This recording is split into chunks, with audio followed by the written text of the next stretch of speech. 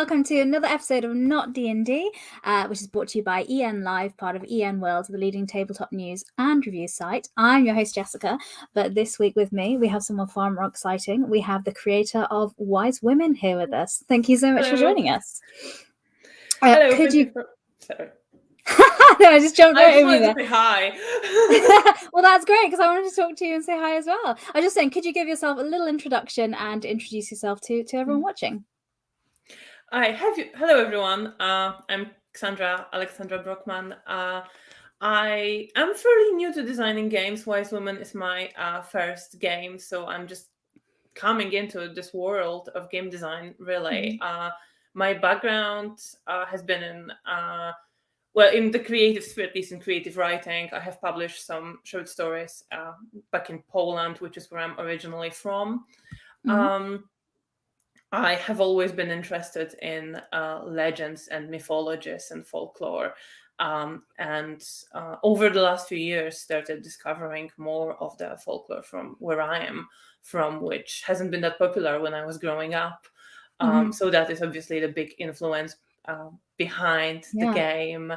And other than that, I stream a little bit of Vampire the Masquerade. I have a background in history. I am now recovering academic, but I have spent many years in academia.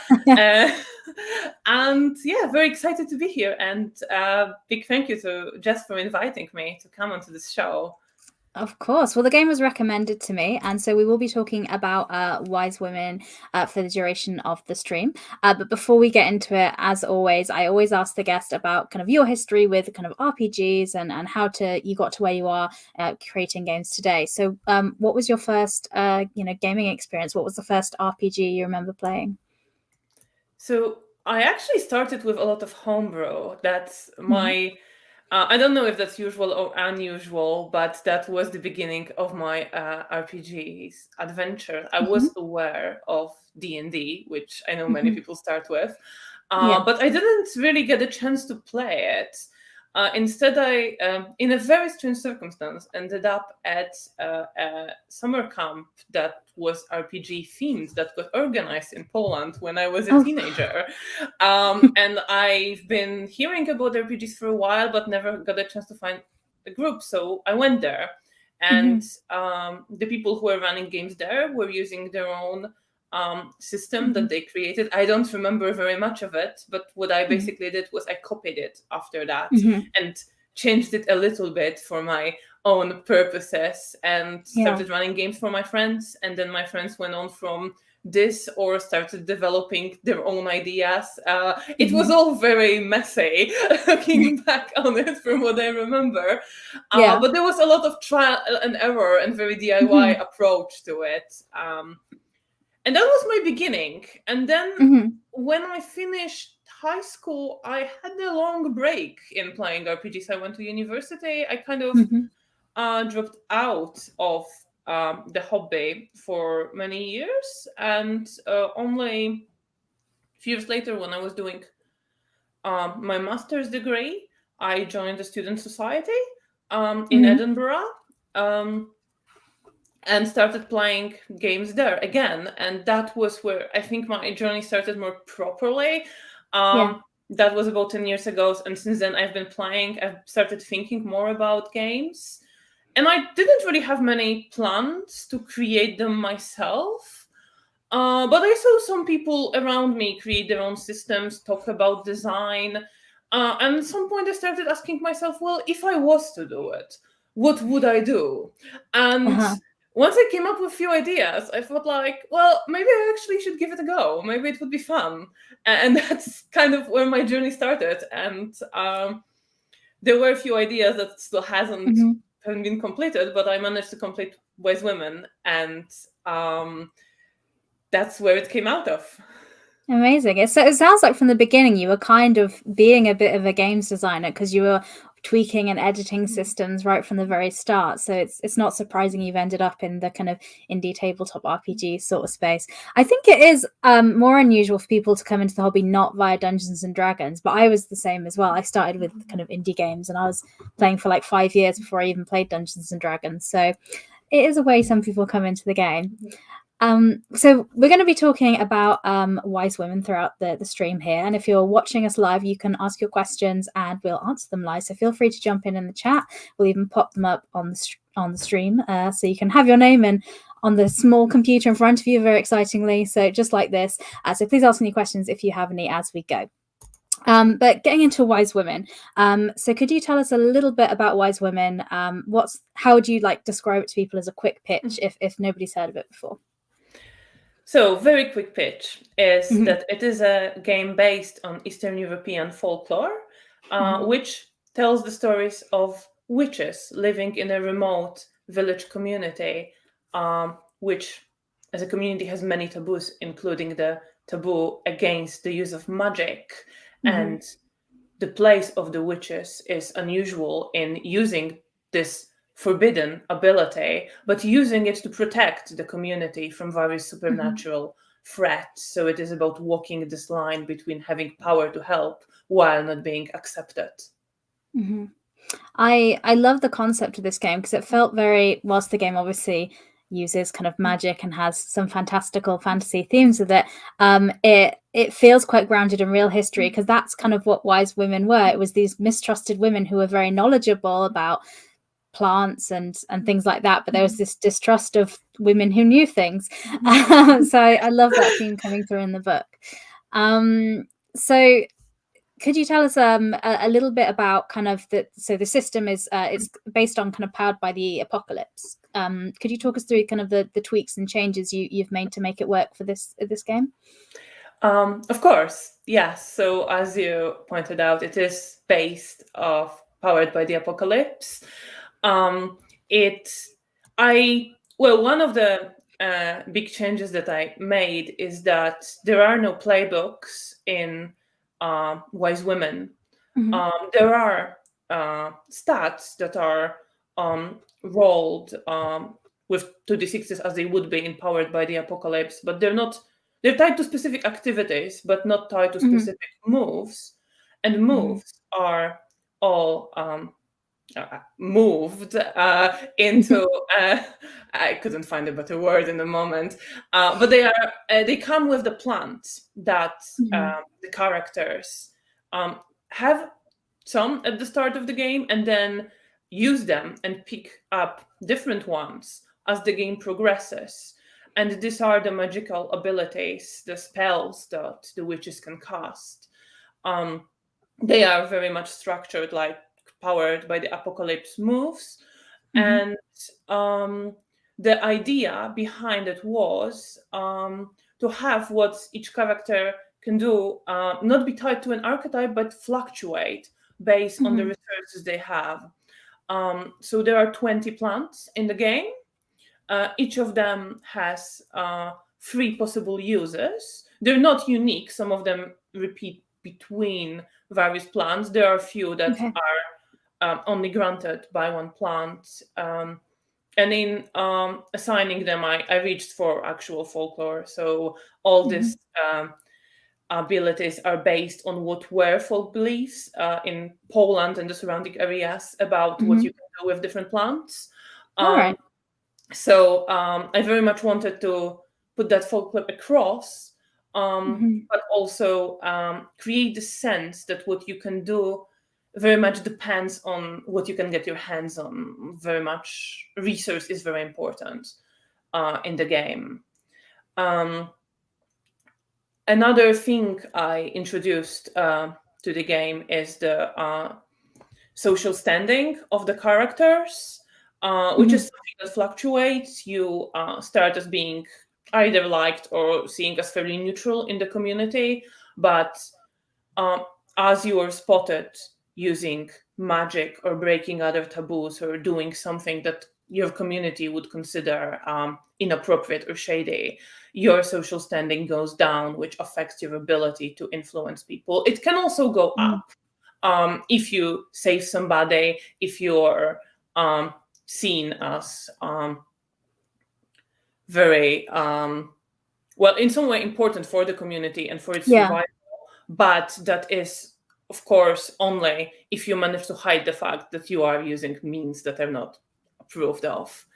So this is another thing that I introduced. I think these are the biggest sort of features of the game, the most big ones. Yeah. There are like ties to different characters, PCs and NPCs that feature in various Powered by the Apocalypse games as well. I mean, I love how you talk about the plants because they're featured. If you're watching the live stream, you can see all the pictures here, and you've got some beautiful artwork done there of all different plants. Do you have some examples of some of them and the kind of things that they do in the game that's based off, your real research of them? Yes, of course. Now my brain is not gonna remember any specific one, but I think it's like one of the things you can do. Sort of very very simple but important thing you can do is to place a word against evil, and that is very much that is very much good use of magic, light magic. Another thing there is that there is light magic and dark magic. There Yeah. are separate skills. Okay. And you can lean more into one and the other, and you can shift these points in there as well as your relationship with community changes. So very much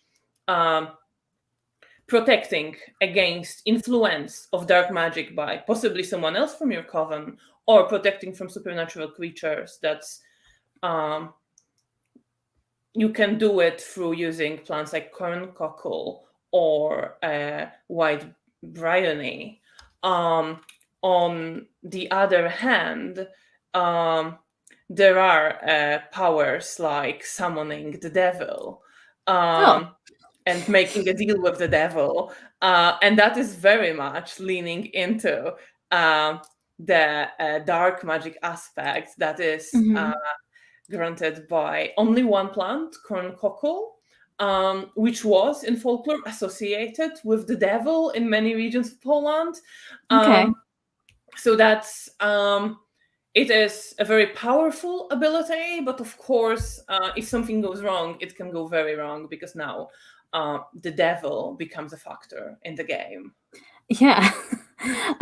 So with like kind of dark magic and light magic, the difference between them, would it be right to say like the dark magic kind of has more kind of consequences or the chance of it going wrong? Is that? No, it's ultimately whether the intent is Okay. protective or neutral, or whether it's harmful to others. So I give suggestions in the book of what is rolled for each specific spell, but I also have a little section which explains it. And my thinking behind it is that if the witch's intention is to help somebody, to protect, to do something either selfless or something neutral that helps her but doesn't really impact anyone negatively, it's light magic. But if it tramples on other people's agency, if it hurts them, if it changes the way they think, if it's done with the intention of harm, then it is dark magic. For example, the ability to cause sleep in someone can be light magic, can be perfectly neutral if a witch is just trying to sneak past them, or to just help them rest. Yeah. But it can if it's done to then hurt them in some way, or I don't know, rob them or do something similar, then it would be dark magic. So there's also possibility for the whole table to decide which stat should be rolled for a specific use. Okay. Great. That's good thanks for clarifying that on there, because I hear dark magic and I'm like, oh, what does that kind of mean? It sounds kind of tricksy like that. So you talked a little bit earlier briefly as well about social standing, which I found really interesting, because it's kind of almost like a replacement for that you'd have as like damage or like health you'd have in another game. So with social standing, what's kind of the consequence if it goes down to a certain level? Do you have to leave? Does the game end? What impact can that have on the game with your social standing? Yes, you very rightly observed that it is very much like how hurt you are, like tracking damage. So if your social standing falls, if it was to fall below the scale that is on your character sheet, so below loathed, um, that is the point where the character is chased away from the community. And the implication is that most likely they will not survive on their own because the village is quite remote, or even if it's not, then the news will spread through people who trade with each other that you are a witch and terrible person and not to be trusted. Yeah. Um, and wilderness is dangerous. And one of the, I mean, obviously, if the group wants to play it in a different way, they can, but the character no longer can exist in the village. And one of the ideas behind it is that you can't survive in the world without community. You can't just leave society that you're in and not interact with it in any way. So that is what happens when it falls below the scale. And as it falls, it also gives penalties to rolls for influence, which is the stat for any kind of social interaction. And the lower you are, the more severe the penalties, to reflect that people are not likely to trust you, believe you, or want to talk to you when you're like disliked or loathed in your community. Yeah. Well, I think that's quite true. As tempting as it would be sometimes to not engage with society and just do our own thing, unfortunately, it's something we have to deal with. So I love that balance between, like you say, having this great power, but having to kind of, you know, balance it with how you're perceived by others and how you use it. So I think that's a really kind of wonderful theme as well. One thing we were talking about, you were saying using to protect things in the village, because in this book, monsters and magic and bad things are real. Could you talk to us a little bit about how that fits into the game? Yes, absolutely. So monsters are absolutely real. The groups are encouraged to bring in supernatural threats to the village, and the monsters, there are 10 given in the main book, and there's another supplement on each with 20 more. They're also taken from Slavic folklore. They're there as this outside force that is, for once, a sort of almost personification of the reason why you can't quite exist outside of the village on your own. It is there to reinforce also the isolation of the community. Of course, people can travel to other places, but the game is very much meant to take place in one village. That's why travel and moving, it's not an easy affair. It's very dangerous. And the supernatural threats that come in, I think on one hand, they tie it in with the whole vibe and themes of folklore that I wanted to put into the game. A lot of the uses of the plants in folklore were specifically to protect or in some other way help against these evil forces which are somewhere outside. So this is this element, another element of folklore coming in.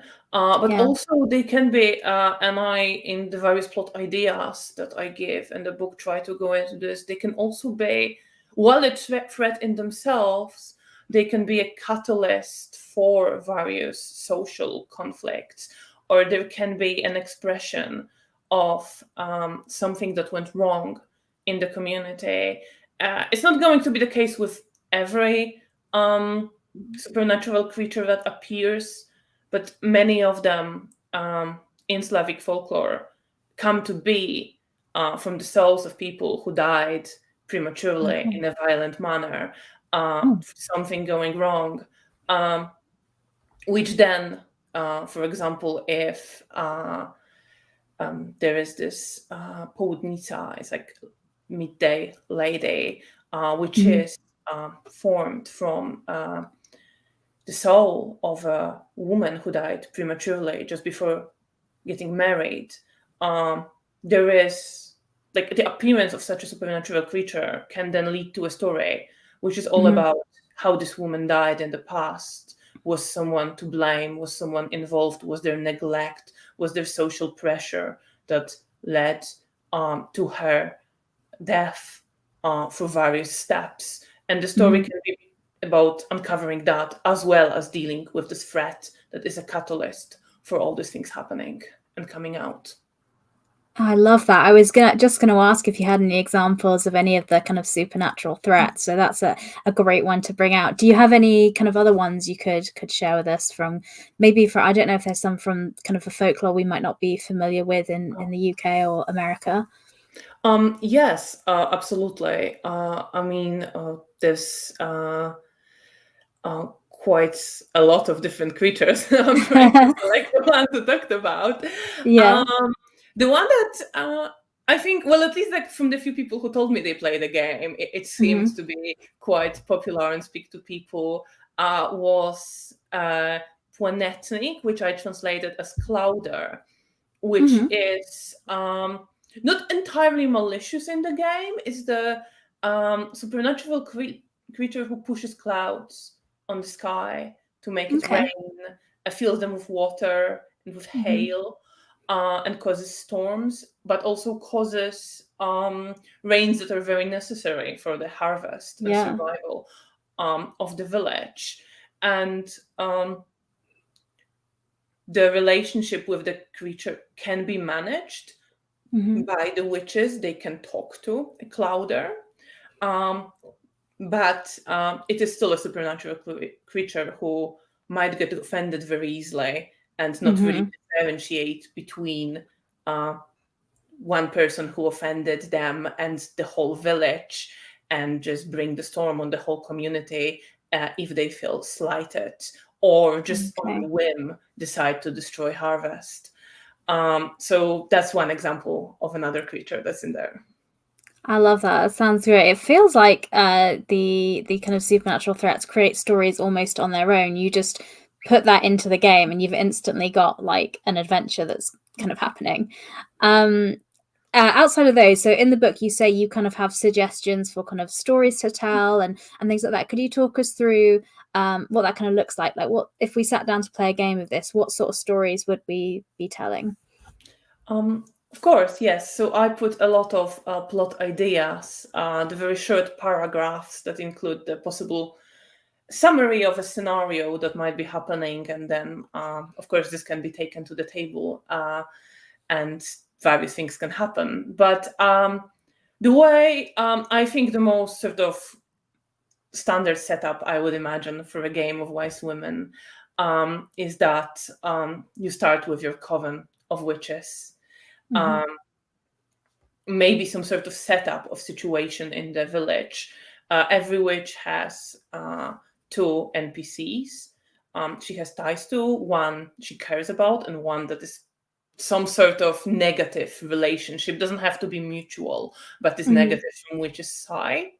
So I think showcasing some of that relationships is always a good idea, Hmm. and bringing them in, and bringing the people the witches care about, or the people they want to see hurt in some way, into this supernatural uh, circumstances that Hmm. might threaten them, but they might also threaten the whole village. And I think, like, I think it's nice to have a little bit of social setup, and then the Yeah. emergence of something strange starting to happen, some kind of supernatural threat being introduced. Mhm. And then it is about, on one hand, investigating what is going on, trying to navigate the social situation on the other hand, because as strange things start happening, very often Mhm. people in the village will get super vigilant and start Mhm. suspecting that, oh, Yeah. maybe this is because some witch cursed us or cursed the specific person who's been hurt. And maybe it is. Maybe someone from your coven did it at some point in the game. So I think the standard game is on one hand investigation and trying to resolve the supernatural threat, while on the other dealing with the social issues that, the conflicts, the kind of petty rivalries that get flared up through this very tense situation that came on the village. I don't think it's necessarily a very optimistic game overall. I think it's most likely that even if you manage to chase away the supernatural threat, and even if you manage to protect the people you care about, there is likely to be some cost to your place in the community.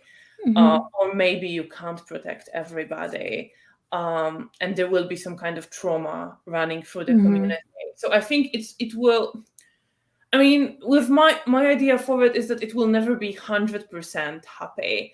But the point is, to me, about the resilience of the coven going forward and not giving up and continuing to try to survive and make their place in the community where they have to live, despite things not being easy and not having a 100% happy ending.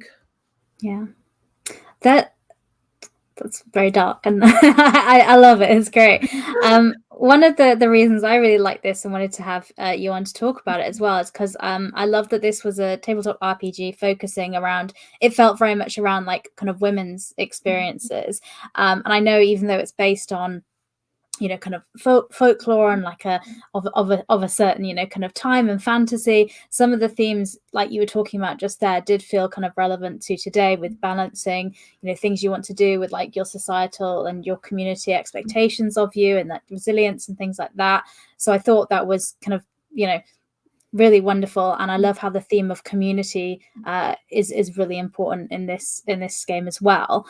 I was just wondering if you had any stories about some of the communities or the covens and the players that you had in play testing or in some of the games you've played of Wise Women you could share with us. Yes, absolutely. So that was a playtest where I got to play, and my partner ran the game for us. We were dealing with a similar. It was slightly altered, but it was ultimately a creature very similar to the Lady Midday, the spirit that appears at midday in the fields. And attacks people.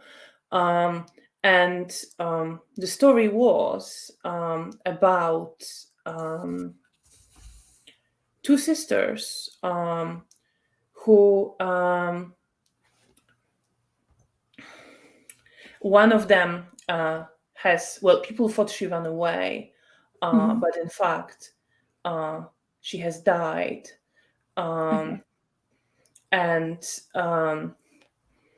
she has been killed by her lover, sort of by accident, in a fit of rage because she was pregnant with a baby by another man that she was now in love with. So that was, it was her former lover she was now engaged to. And that was in the past. That was what we uncovered. But in our story, we were dealing with this, her spirit that returned, which we didn't know where it came from, who it was. And also for the character I played in that game, who was a young lesbian woman and a healer, she was in love with the other sister from this family, who now was being forced into marriage with the man her sister, who disappeared and in fact died, was meant to be married, and she didn't want to get married at all. So I got to, on one hand, try to develop a romance with that character, and that did happen for a very fortunate set of roles. They managed to confess their feelings to each other, despite the other woman's like father completely disapproving of us even hanging out with each other. And on the other hand, we uncovered what happened. And we also lost a little bit of social standing in the meantime, as we were going into the forest where the body of the sister who has been killed was left, which again angered some of the forest creatures that were also getting stirred and becoming a threat to the village. And the ending was pretty sad and bittersweet in how we uncovered the murder. The man who was responsible actually died. We tried to keep him alive, but we failed because that was to do with the forest creature we encountered. But we managed to put the spirit of the dead woman to rest. And my character got to experience mutual like love, found love with the one she was in love with, despite losing some social standing. So there was still on the horizon a threat to that relationship, of course, growing. And one other character who was kind of not popular in the village in the first place really lost a lot of social standing and became even much more this probably witch who lives at the side of the woods. And the character who was very popular and well liked was much less liked and lost some of her friendships and status that she had in the village. Wow, that's quite the story that you can tell using this game. We've mentioned a few times that obviously the setting can be like quite dark and it doesn't always end well. So what sort of advice would you have for somebody that's looking to run this game for people in terms of, like safety and making sure everybody's comfortable at the table? Yeah, I think it's absolutely very important to to make sure everyone is up for whatever you're bringing into the game. Obviously, the game can touch on very dark themes. And I think it's important to, first of all, establish the list of topics where it won't go, that are off limits for at the table, due to whatever reason for which someone doesn't want to deal with them. And I think it's important to also have some other safety tools, like the green, orange, red light system or something like that, or X cards, to be able to stop and discuss things. Or whatever works best for your group. I know various people have very different preferences for safety tools, but I think it's important to have something because, yes, it can go into these fairly dark places. Another thing I talk about in the game, and I think it's something very important to establish at session 0, or however you're deciding before the game, what you will actually explore, what you will go into, is that obviously in its most close to real world and darkest form, the game's society would be quite oppressive and quite intolerant of any kind of difference. But I think I don't want to force this game to necessarily be tied to having to deal with things like homophobia or some forms of racism. So I think I leave it up to each group to decide whether the society in their village has this kind of prejudices and bigotry in there, or whether this is not something we're dealing with. Not a problem.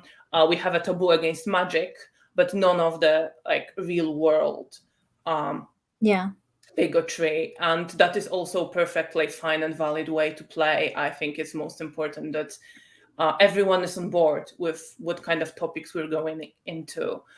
And some of the creatures obviously are tied to certain themes more than others. Some of them involved someone dying already in the past.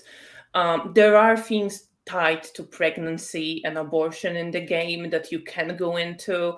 But this might be uncomfortable for some people to Sure. deal with at the table.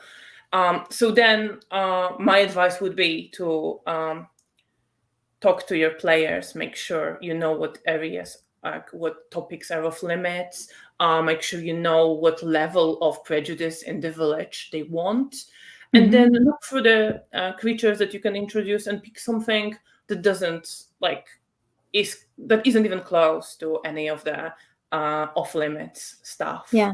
There is a lot to choose from, and I think a lot of, although there is potential for a lot of very dark topics, many of them can also be easily avoided by just being Yeah. mindful.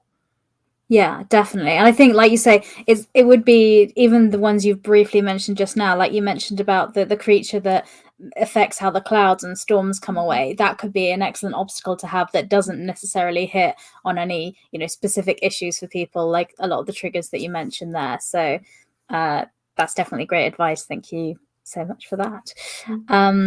So speaking kind of about the development of the game a little bit more, so you went to Kickstarter last year and got funded and all fulfilled now and things.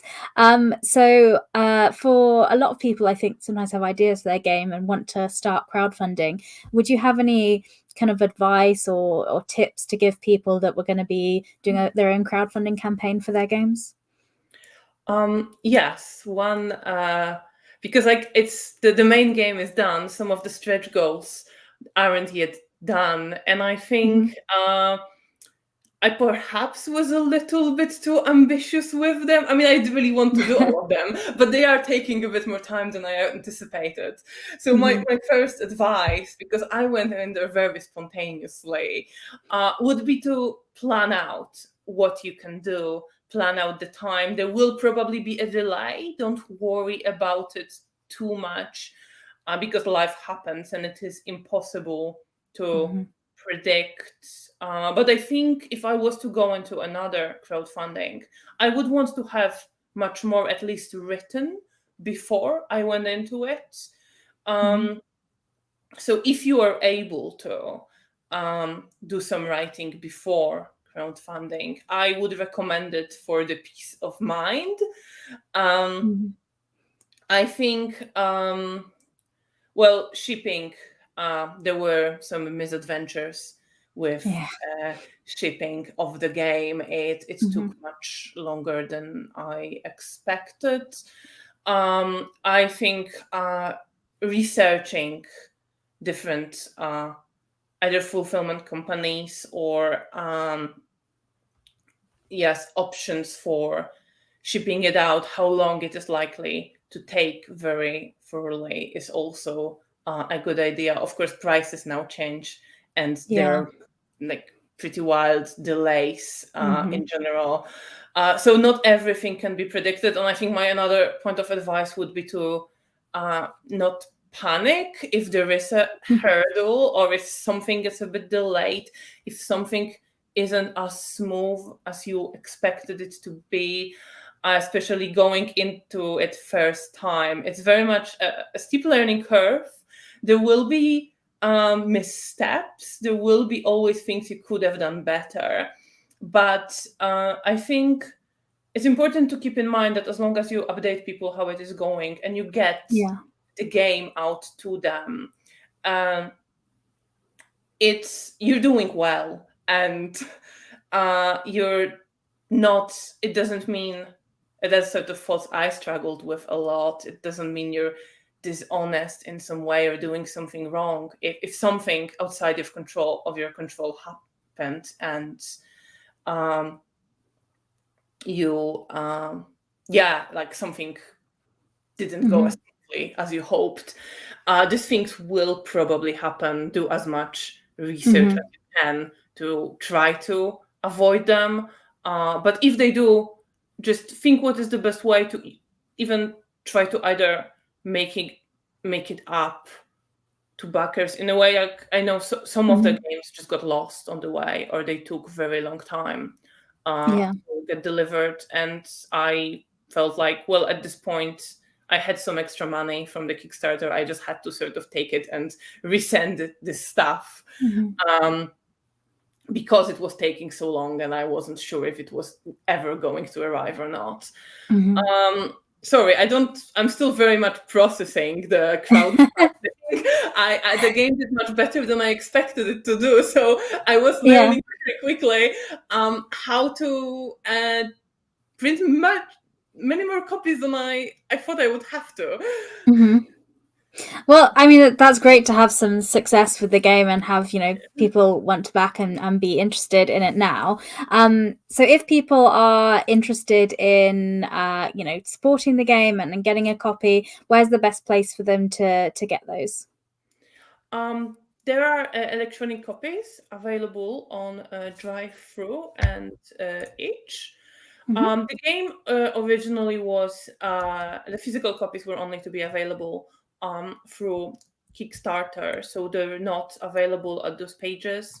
I do have some left that I've been selling to people, so you can get in touch with me on Twitter and let me know you'd like one, and we can sort something out. I am very happy to sell the remaining ones to people who are interested.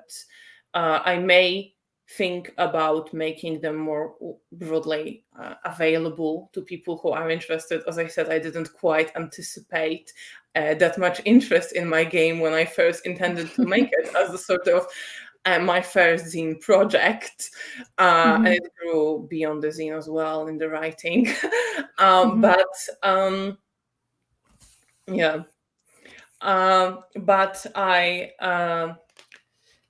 I'm still thinking about where to go from this, and I am planning to maybe make them available also in physical form on Drive-Thru probably or itch. But for now, I still have some left, and the electronic copies are in both those platforms. There usually are some community copies. I should actually add some again. I will be doing it over the next few days on itch. So if you can't afford the game, absolutely feel free to claim a community copy.